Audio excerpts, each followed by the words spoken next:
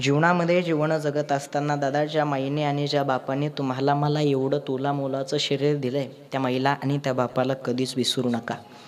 कारण आयुष्यभर सांभाळणारे जर कोण असतील तर ते फक्त मायबाप आहेत. आळंदीला जाऊ नका, पंढरपूरला जाऊ नका, कुठंच जाऊ नका, घरी बसल्या बसल्या आई वडिलाची सेवा करा. सगळ्या तीर्थक्षेत्राचं पुण्य आई वडिलाच्या सेवेमध्ये लागल. महाराज सांगतात माय बाप केवळ काशी आणि तिने न जावे तीर्थाशी. बाबा स्वतःच्या आई वडिलाला घरी ठेवून कधीच तीर्थक्षेत्राला जाऊ नका. कोण असते माय आणि कोण असतो बाप? दगडावर घसटणारं चंदन म्हणजे बाप आहे, इमारतीचा पाया म्हणजे बाप आहे. ज्याला हात नाही त्याला हाताची किंमत विचारा, ज्याला पाय नाही त्याला पायाची किंमत विचारा, ज्याला माई नाही त्याला मायेची किंमत विचारा, आणि ज्याला बाप नाही त्याला बापाची किंमत विचारा. इथं बसलेल्यापैकी कुणाला माय नसल, इथं बसलेल्यापैकी कुणाला बाप नसल ना दादा, तुमच्या डोळ्यात पाणी आल्याशिवाय राहणार नाही. मनुष्य कितीही मोठं होऊ द्या, किती धन कमवू द्या, किती श्रीमंती कमवू द्या, कितीही मोठं नाव करू द्या जगामध्ये, पण ऐका, कौतुकाची थाप टाकणारा जर बाप नसल आणि चेहऱ्याहून प्रेमानं हात फिरवणारे जर माय नसल ना दादा, तर जेवढं काही कमवलंय धन श्रीमंती पैसा हे सगळं शून्य आहे दादा. मुळातच आपल्या धनाला श्रीमंतीला पैशाला कुठल्याच प्रकारची किंमत नाही आहे.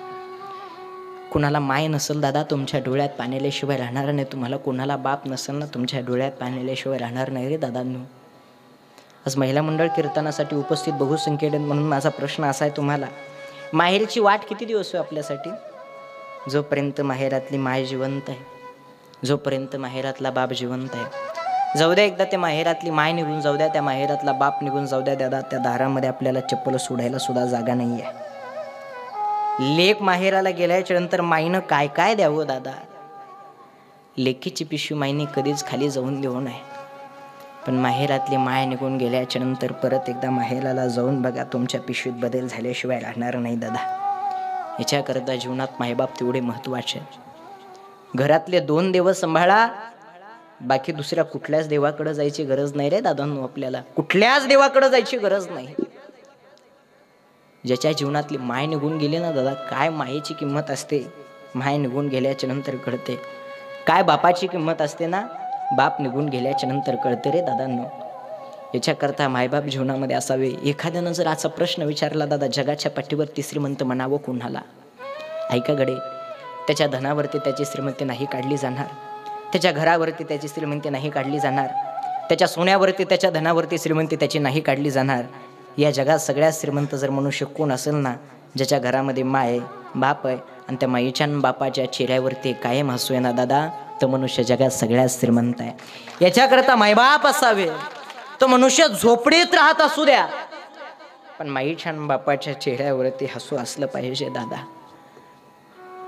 कौतुकाची थाप जर पाठीवरती असेल ना आणि चेहऱ्यावर प्रेमानं हात फिरवणारी जर माय असेल ना दादा, तर आपल्याला कशाचीच गरज नाही, कशाचीच गरज नाही. अभिमान स्वाभिमान एका गोष्टीचा वाटतोय. आश्रमाला नाव देत असतानाच किती सुंदर नाव दिलंय, मातृपितृ. काय गोड नाव आहे. आपलं सर्वस्व म्हणजे कोण असेल तर दादा ते माय बाप आहेत. सर्वस्व जर कोण असेल तर ती फक्त माय आणि ते बाप आहे. हाडाचं काळं करून रक्ताचं पाणी करून लहानाचं मोठं करून तुम्हाला आम्हाला शिकून मोठं करणारी ते माय असते, तो बाप असतो दादा.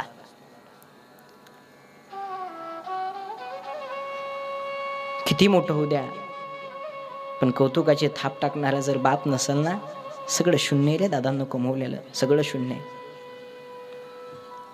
काय केलं नाही आपल्याला त्या बापासाठी, त्या बापाने काय केलं नाही आपल्यासाठी. ज्या बापाने आपल्याला लहानाचं मोठं केलंय दादा,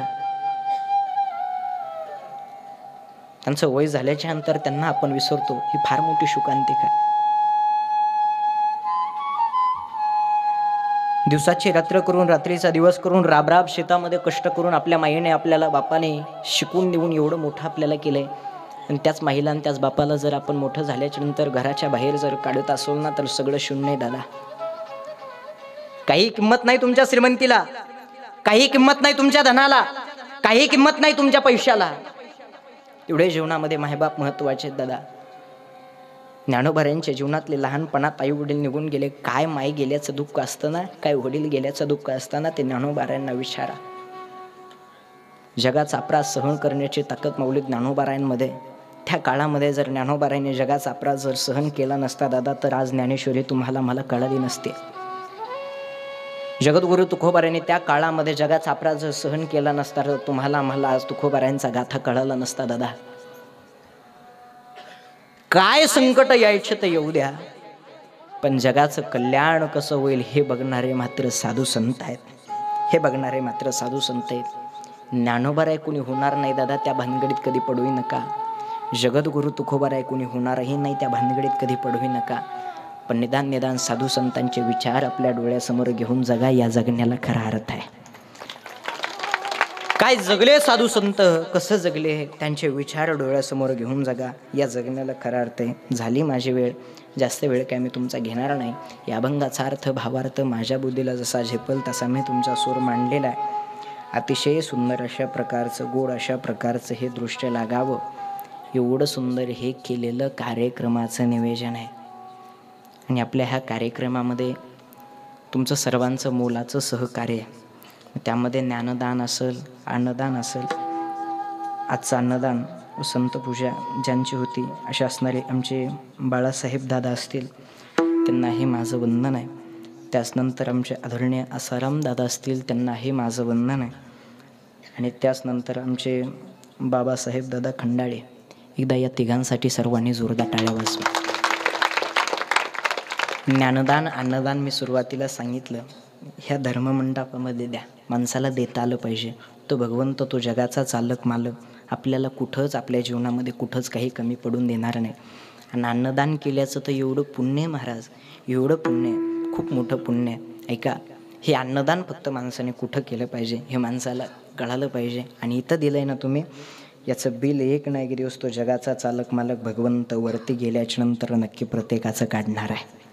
आपल्याला जरी असं वाटत असेल, काय दिलं मला देवाने, काय दिलं मला देवाने, वरती गेल्याच्या नंतर कळलं आपल्याला काय दिलं त्या देवाने. त्याचे बिलं काढल्याशिवाय तो भगवंत राहणार नाही. एवढं सुंदर असणारं हे वातावरण. आणि बाबांनी त्यांच्या आश्रमावरती आज कीर्तनाचा योग, कीर्तनाची संधी मला मिळाली. खरंच माझंसुद्धा काहीतरी भाग्य असावं, आज तुमच्या सगळ्यांच्या समोर कीर्तन करण्याचा योग मला मिळालेला आहे. बघा बाबा, खरं सांगतो, अहंकारानं सांगणार नाही, वस्तुस्थिती म्हणून सांगतोय. आणि बाबांनाही माहीत आहे, या वयामध्ये माझ्यावरती ज्ञानोबारायांचा कृपाशीर्वाद आहे. माझं वय तेवढं नाही, त्याच्यापेक्षा जास्त मी फिरलेलो आहे. महाराष्ट्र सोडता मी इतर राज्यामध्ये सुद्धा, कर्नाटक असेल, तेलंगणा असेल, गुजरातमध्ये मी जाऊन कीर्तनं केलेली आहेत. ज्ञानोबारायांचा एकदा कृपाशीर्वाद जर झाला ना, आणि ज्ञानोबारायांनी कौतुकाची थाप जर आपल्या पाठीवरती टाकली ना, कितीही मोठं संकट येऊ द्या दादा, काहीच वाटत नाही. कितीही मोठं संकट असू द्या, काहीच वाटत नाही. आळंदीला जाऊन बघा, ज्ञानोबारायाला साधकाशिवाय कोणी नाही, त्या साधकाला ज्ञानोबारायाशिवाय कोणी नाही. एखादा साधक जर ज्ञानोबारायांच्या समाधीकडे जर गेला ना, ज्ञानोबारायांची समाधीसुद्धा त्या साधकाकडे बघून गदगद हसते. ही ताकद फक्त माऊली ज्ञानोबारायांमध्ये. फक्त कौतुकाची थाप, कृपाशीर्वाद होणं हा गरजेचं आहे. आणि तुम्हासारख्या महात्म्यांचा माझ्या पाठीशी कृपाशीर्वाद आहे, तरीसुद्धा तुम्हाला सर्वांना द्यावे तेवढे धन्यवाद कमीच आहे. आपला ज्यांच्या मार्गदर्शनाखाली हा कार्यक्रम चालू आहे, अशा असणारे समाजभूषण महाराष्ट्रातील सुप्रसिद्ध कीर्तनकार, आदरणीय वंदनीय परमपूज्य श्रद्धेय इंदुरीकर बाबा असतील. बाबांचा आशीर्वाद, तुम्हा सर्वांचा आशीर्वाद माझ्या पाठीशी आहे. याच्याकरता आज मी तुमच्या सगळ्यांच्या समोर आहे. असाच तुमचा सर्वांचा कृपाशीर्वाद माझ्या पाठीशी राहू द्या, ही तुम्हाला सर्वांना नम्रतेची विनंती करतो. झालेली सेवा ज्ञानोबारायांच्या चरणी, गुरुवारांच्या चरणी, भगवंताच्या चरणी सेवा समर्पित करून इथेच मी माझ्या सेवेला पूर्णविराम देतो. हा माझ्याच नावावरती 4 ते 5 कडव्यामध्ये हा लेख, हा संदेश तयार केलेला आहे. ही कॅलेंडर प्रत्येकानं घेऊन जा. अतिशय सुंदर अशा प्रकारचा लेख आहे. या कॅलेंडरची काही जास्त किंमत नाही, फक्त 20 रुपये या कॅलेंडरची किंमत आहे. समोर पेजवरती कॅलेंडर अवेलेबल आहे. प्रत्येकानं कॅलेंडर घेऊन जा. कसं वागावं, कसं जगावं, हा लेख हे कॅलेंडर शिकवतो. अतिशय सुंदर अशा प्रकारचा लेख आहे. ऐका भाविक मायबाप चैतन्याचा जिवाळा, पाया पडून सांगतो जपा लेकरा बाळा, ऐका भाविक मायबाप चैतन्याचा जिवाळा. नको द्वेष कलंश नको मत्सर फुलवा नात्याचा मळा ऐका भाविक मायबाप चैतन्याचा जिवाळा बांधावरची भांडणं टाळा कुंपा प्रेमाच्या माळा ऐका भाविक मायबाप चैतन्याचा जिवाळा नको परिस्थितीचे कारण लेकरांना शिकवा धार्मिक शिक्षण व शाळा ऐका भाविक मायबाप चैतन्याचा जिवाळा जीव तोडून सांगतो हा चैतन्याचा जिवाळा हा लेख हा संदेश तयार केलेला आहे. हे कॅलेंडर प्रत्येकानं घरी घेऊन जा हे तुम्हाला सर्वांना नम्रतेची विनंती. मला माहिती आहे आज थोडासा आपल्याला उशीर झालेला आहे आणि कीर्तन सुरू करायलाच थोडासा वेळ झाला होता, याच्याकरता तुमची सगळ्यांची मी माफी मागतो. पण सूचना झाल्याशिवाय जागेहून कुणीच उठायचं नाही बरं. भजन झाल्याशिवाय सूचना झाल्याशिवाय जागेहून कुणीच उठायचं नाही. जो कुणी उठण आणि मंडपाच्या बाहेर जाईन त्याला चिकनगुन्या होईल. मी अगोदरच सांगायलो जागेहून कुणी उठायचं नाही, सर्वांनी बसायचं. झालेली सेवा ज्ञानोबारांच्या चरणी गुरुवरांच्या चरणी भगवंताच्या चरणी तुम्हा सर्वांच्या चरणी सेवा समर्पित करून येथेच मी माझ्या सेवेला पूर्णविराम देतो. एकदा सर्वांनी हाताने टाळी आणि मुखाने भजन करा. विठोबा रखुमाई.